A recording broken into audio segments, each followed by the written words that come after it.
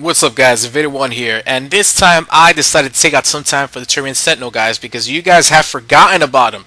Everybody's been so excited about the new and 7 characters and retaliation and all that, resurgence, rebellion. Listen, guys, let me tell you something. This guy is still really freaking good. So let's talk about the Turian Sentinel a little bit, and you guys may be a little surprised as to how I'm gonna use him.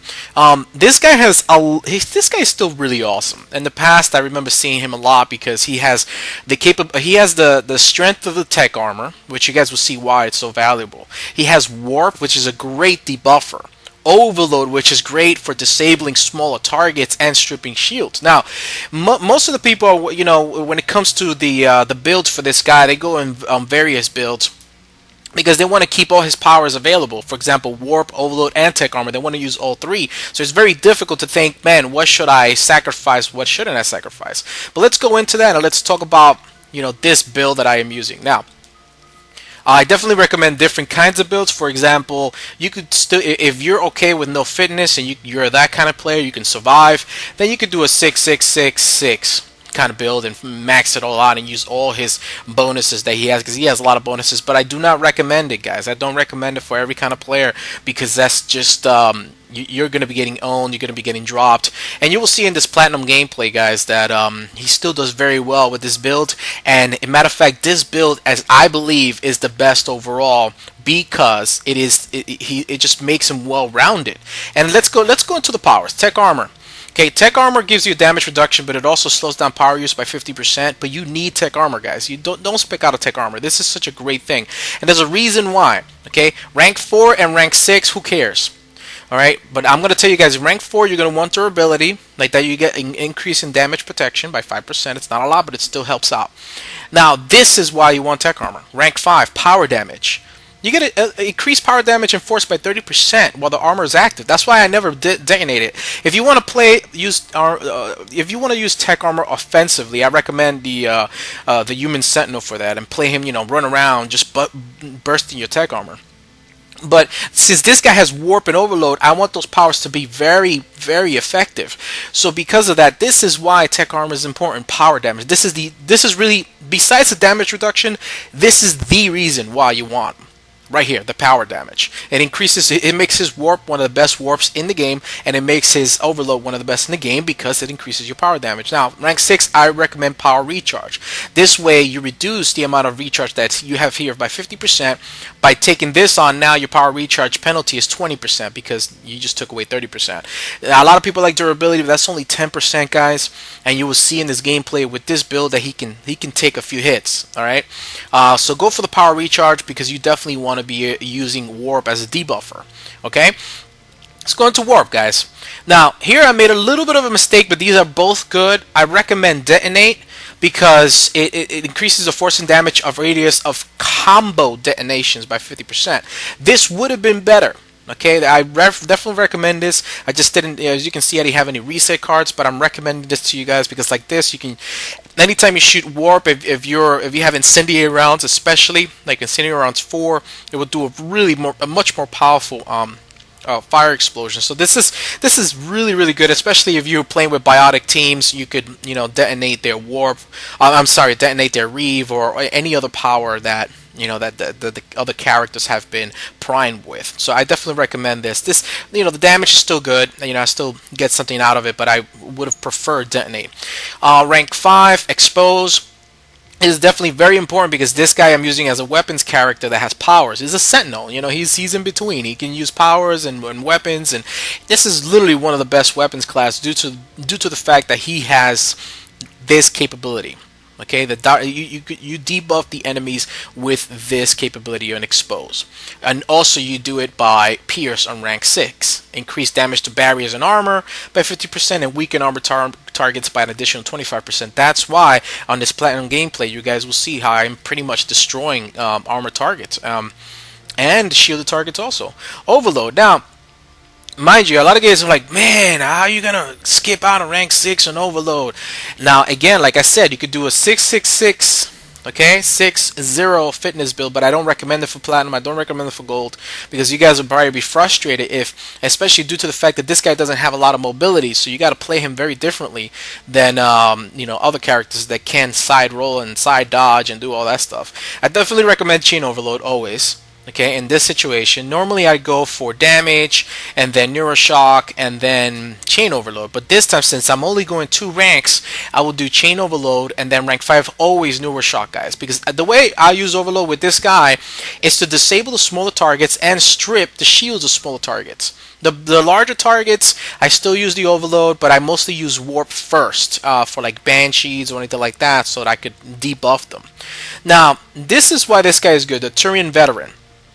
Look at this, rank 4, damage and stability. Everybody knows this about the Turians. The Turians have always been great weapons class. Increased weapon damage bonus, weapon stability bonus. I don't have to worry about stability. Now, look at this. I go for headshots on this one. Mind you, I recommend power damage and force bonus. This one, again, I didn't have a respec card. This was a build for a different thing that I was trying to do. So, guys, go for power damage, okay? Go for power damage. This would increase your warp, and I probably would have been destroying the enemies a lot more in this gameplay if I would have had this. Okay, so again, increase rank 5 power damage. Don't forget, you could go for headshots. That's great. Don't get me wrong, but with the gun that I'm using this time, which will probably surprise you guys, I definitely recommend power damage. So like that, you could debuff with warp, and your overload is more powerful, etc.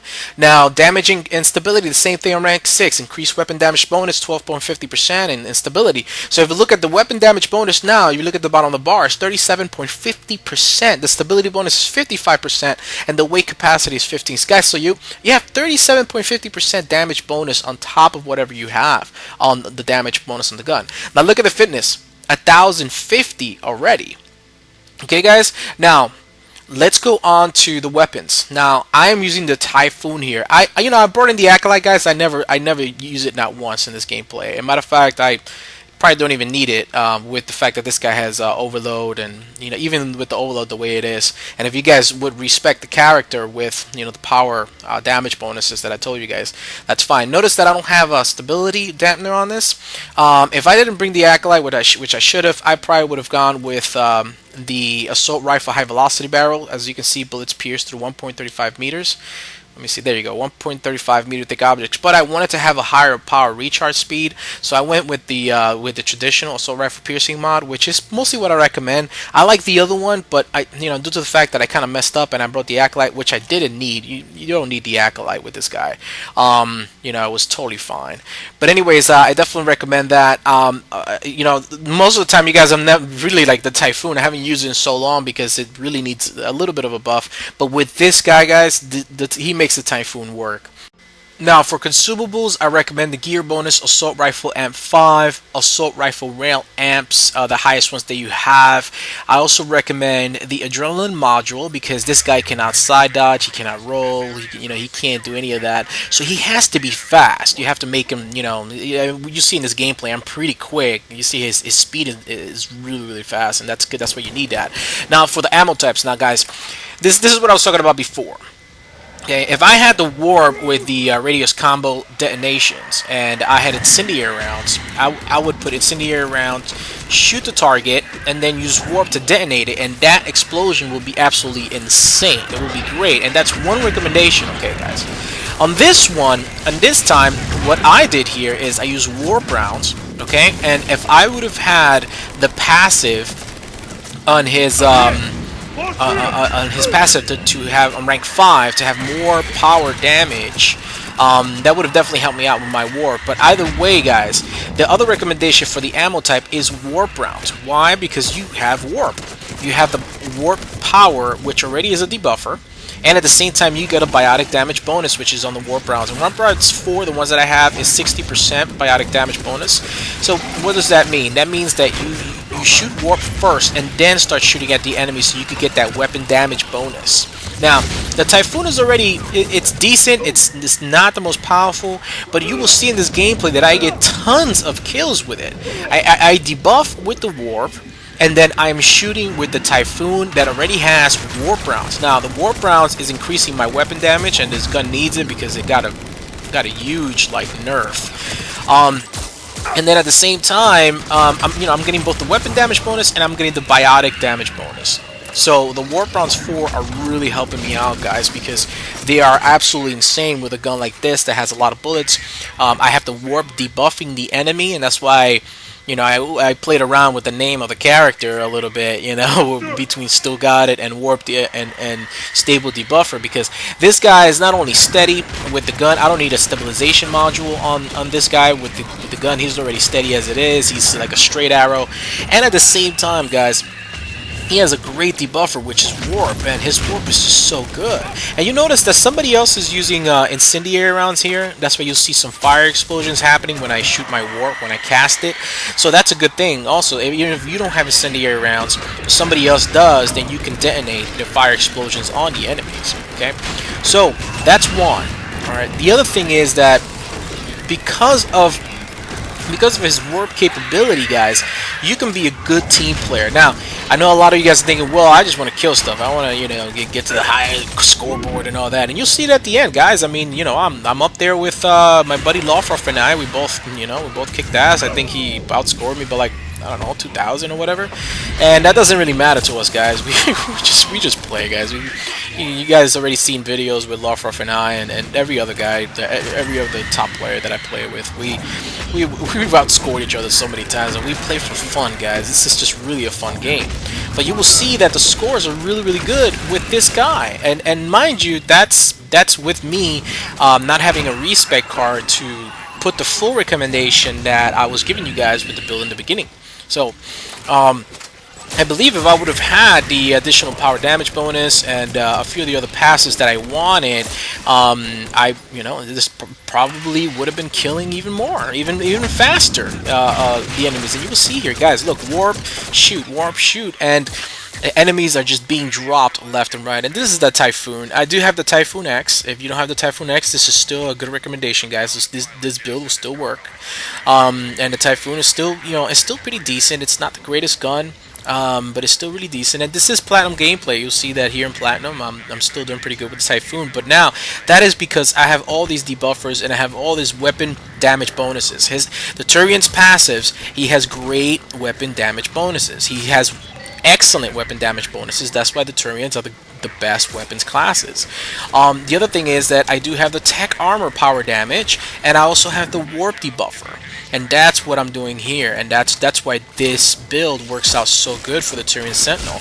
Now, the assault rifle, I'm using the Typhoon here because I wanted to give it some love, because I really, honestly, I still think it needs a little bit of a buff, a little bit more, but regardless, they did nerf the gun, and I've just kind of been having it as a paperweight, and I wanted to show you guys a way to actually use it. This video is not about the Typhoon. This video is about the Turian Sentinel, but at the same time, just giving the Typhoon a place in where it actually works. So it actually works with the Turian Sentinel due to the debuffers, due to the weapon damage bonuses that Turian has, and at the same time, it's just, with warp rounds and everything else that I added onto it, it actually makes it usable on Platinum. And I could imagine that it would be insane on gold with this build. So guys, try it out. Try the Turian Sentinel, see what you can do. Try this build out, and I think you guys will be pleasantly surprised with what you can do here. Now, even with Phantoms, guys, now let's go into his overload. Now, I am missing rank 6 of his overload, but I still have, it's still a very powerful overload. Why? Because of his tech armor, guys. Remember, rank 5 passive, his tech armor makes the overload much more powerful than any regular overload. So his his tech armor on rank 5, due to that power damage bonus, his overload is still really good. Some of you guys are wondering, man, rank 6 still, you still need it, would be great. Yes, you're absolutely right. Absolutely right. If you can do a 6, a 0 fitness build, then go right ahead for it, and his overload will be much better. But still, guys, even though I don't have rank 6, my overload is still stripping shields. It's still doing a great job, and you will see here that when I do use it on Phantoms, it only leaves about less than a quarter of a barriers up, and on the Geth Hunters, it strips it strips all of their shields. So I have that, and now I could only imagine if I would have had the passive on his training, guys. if you put the passive on his training, which I missed here, that's why I was telling you guys in the beginning, I recommend his passive power damage bonus on his passive. Don't forget that. If you put that, the tech armor power damage bonus and his passive power damage on rank 5, put those two together, guys, and his overload, even with just up to rank 5, is ridiculously powerful. And again, if I would have had that passive, you can see here I don't have the passive on rank 6 for the overload, and yet on a Phantom, her barriers are being dropped on Platinum like almost less than a quarter. And you will see that in this gameplay. You'll see that. Now, again, with the passives on, due to the tech armor and due to his training passive, I believe his overload would be so much more efficient and so much even better. So losing out on rank 6 is not a problem with this guy, with this build, because of all the passives that he has. Now, I repeated that quite a few times because I want you guys to understand that. I really want you guys to understand that. The Turian Sentinel was used a lot when I first started playing because everybody, especially as a weapons character, this guy was the high DPS guy of the time, when the other DLCs weren't out. And a lot of people use the Turian Sentinel a lot because of the warp debuff. They used him a lot because of overload and all his passives. He's just such a great character. But the thing is that he's kind of gone out of use due to the the new Turian Ghost, the new Turian Havoc Soldier, and all that. But guys, the Turian Sentinel is still such a beast, and he is such a great character, and he's so well rounded. I mean, he's so well rounded that I had to give him the light of day. Had to give him some love, guys, because this guy is just absolutely amazing, and I still love the guy. I think he's so good, and he is the one character that I would use the Typhoon on and actually score very well.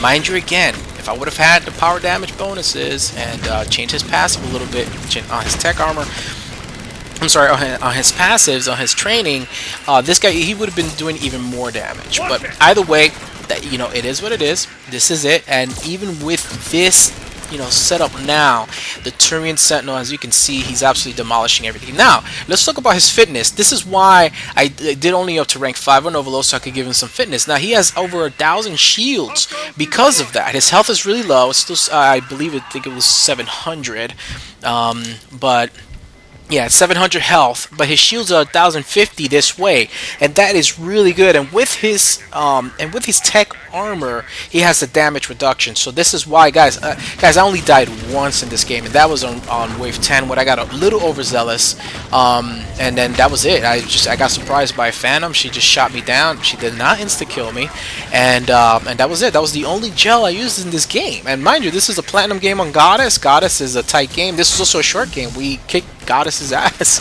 Sorry to say, but this only took us 22 minutes to do. And that's the kind of game I like, guys. When everybody's playing tight, everybody's just just doing everything right. And it was really good. And mind you, I have a new player that I just started playing with recently, Thal Volum.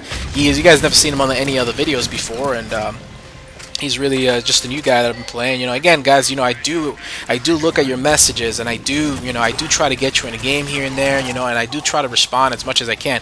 And I apologize, guys, if I don't get to respond to you. Please don't take it as an offense, like, oh, look at this guy, man, he's just like so elitist or anything. No, guys, you guys know that. There's a reason why I keep on saying that I do play with my subs. I think I'm the only Mass Effect guy who plays with his subs. Well, maybe not, actually. I did see XCal, who I am a fan of, guys. XCal did play with Jay Hoxatron the other day, or a few weeks ago, which is a good buddy of mine, by the way. Jay is on the PC. He's a really good player. He's a Mass Effect 3 PC player, so that's also a good thing. I thought it was really cool. I saw that video. But anyways, guys, I do play with the subs, and I do like to play games like that and bring you guys in and do that. So as you see here, Thal Volum, it's just a new player to me. Not new to platinum or gold or anything like that, but he also wants to, so I go get messages, oh, let's play with you or whatever, and I'll do something, and I'll play with you guys. So, but anyways, going back to this, everybody's just having a good time, guys. I did have 2 missile fails, actually. Well, one missile fail, the other one was okay, but I had a missile fail, guys. I don't know what's going on lately. I'm just having some stupid missile fails lately.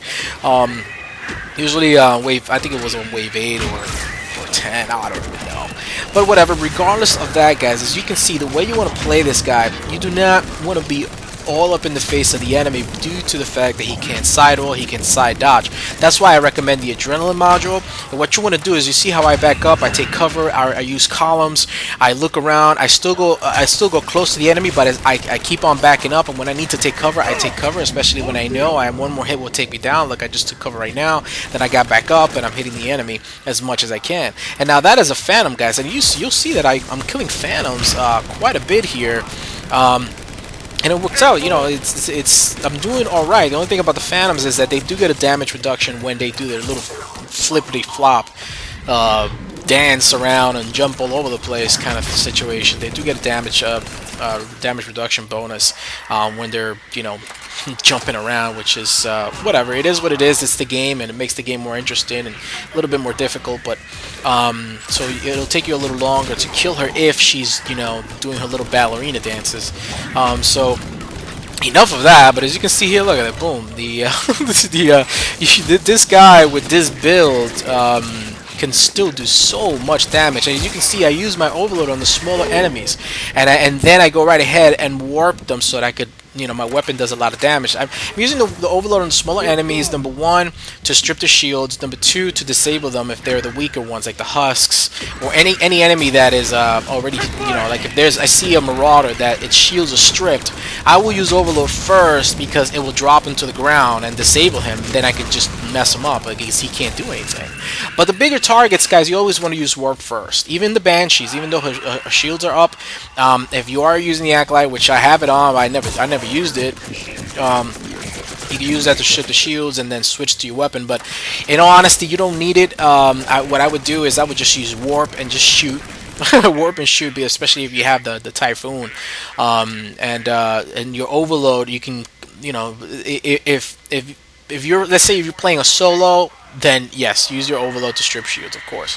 And if you know that nobody else in the team has any other capability, like here we do have a Corin male, and the Corin male does have arc grenades, so he was helping out with the shield stripping. So in that situation, then you go right ahead and use your overload first to strip the Banshee's barriers or an Atlas's shields, and, you know, use that. But I still do kind of recommend using warp first because, you know, it debuffs the enemy immediately, and your weapon damage becomes ridiculous, especially if you have warp rounds like I do.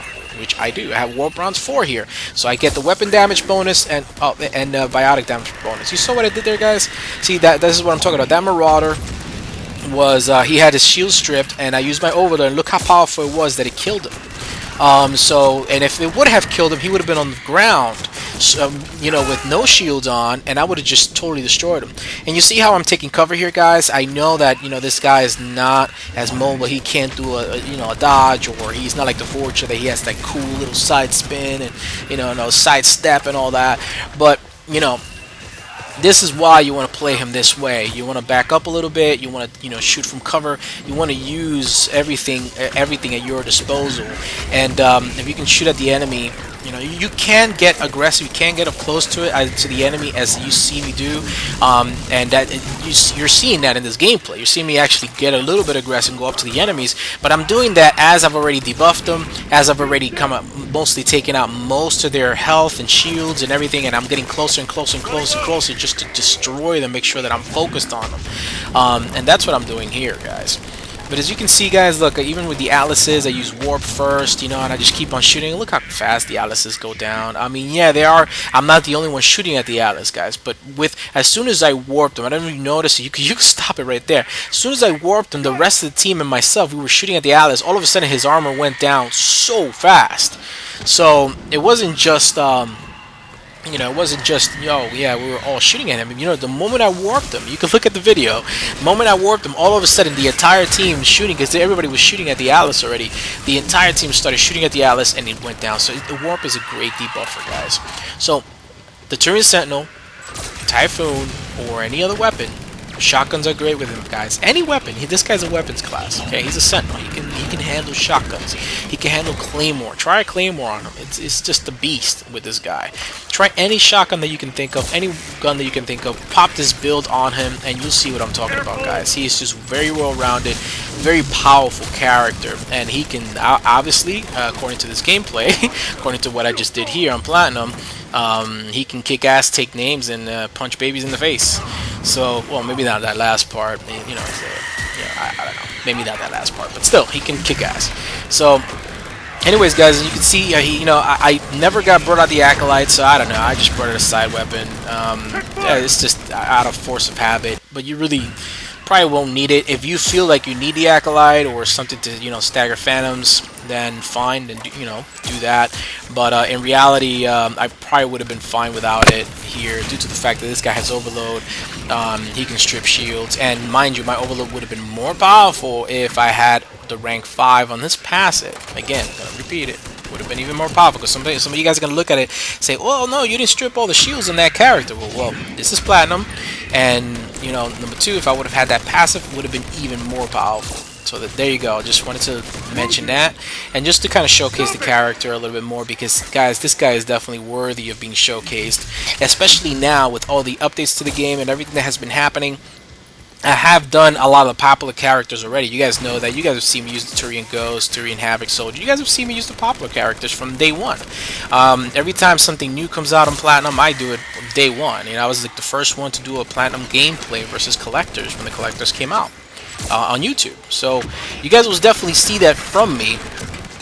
But at the same time, I want to show you guys, other alternatives that are still extremely powerful. And again, the gameplay kind of speaks for itself.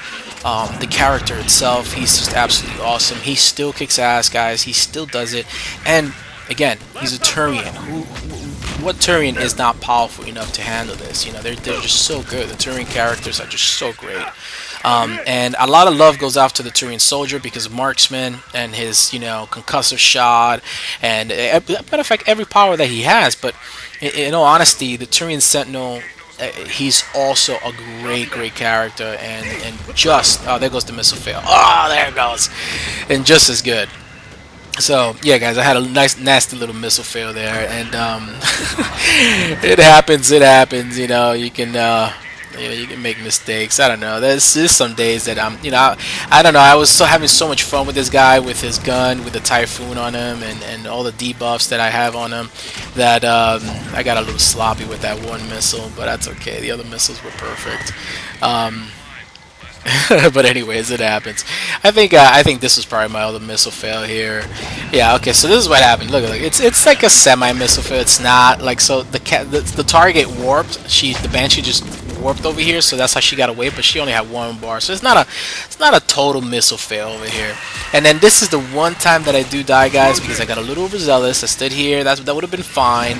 I could have just go right ahead and take it out the enemies and all that, but I stood there a little too long, and I think a Phantom somewhere takes me down. Yeah, there you go. See, the Phantom took me down. So this is the one time I do die, guys. I mean, so it just comes to show you that this guy is tanky enough. He has great damage reduction with his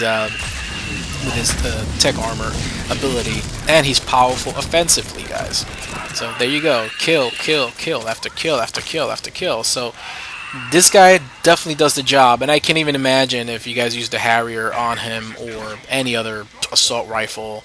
I can't even imagine if you use sniper rifles with him. Use the Black Widow or the Widow, or believe it or not, yeah, you guys are like, really, sniper rifles? Yeah, of course.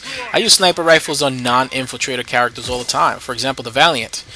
I am really good with the Valiant sniper rifle, guys, but guess what? With what character? The Destroyer. I'll put the Valiant on the Destroyer, and it's a wrap. It's over, it's just the enemy doesn't have a chance. So yeah, I definitely, with this guy's debuffers and this guy's capabilities, he can handle, he can dole out the pain, and I believe that this video proves it. So yeah, guys, that's the Turian Sentinel. Trying to give him a lot of love. Also, I am going to put up more noob guide videos coming up this week. I'm going to be playing a lot with PS3 players. I am going back and forth between some characters that I do want to showcase, guys, because That's why you see some Platinum gameplay on Xbox, but soon I'll be doing Platinum gameplay on PS3. I definitely started a new manifest for you guys that don't know that.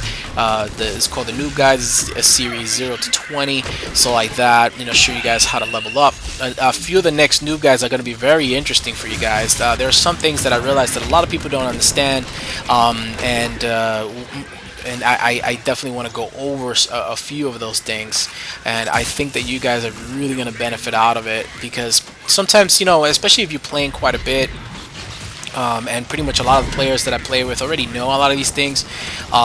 But then, there's a lot of you new players, or even some players that have been playing for quite some time, since maybe you're not on the forums, or you're not reading up on what's going on, or it's just whatever. You have certain kits that you're just comfortable with, and there's so many kits in this game that you just don't have time to kind of go over every build, or everything that every bonus that each one of these characters get. That's why I like to showcase each one of these characters little by little, and give you guys a guide. So you will see that in the noob guides, especially in regards to passives and building characters, that kind of thing will be coming up soon. Anyways, guys, this is the Turian Sentinel. Hope you guys enjoyed it. He is absolutely awesome and badass, and Invader 1 out.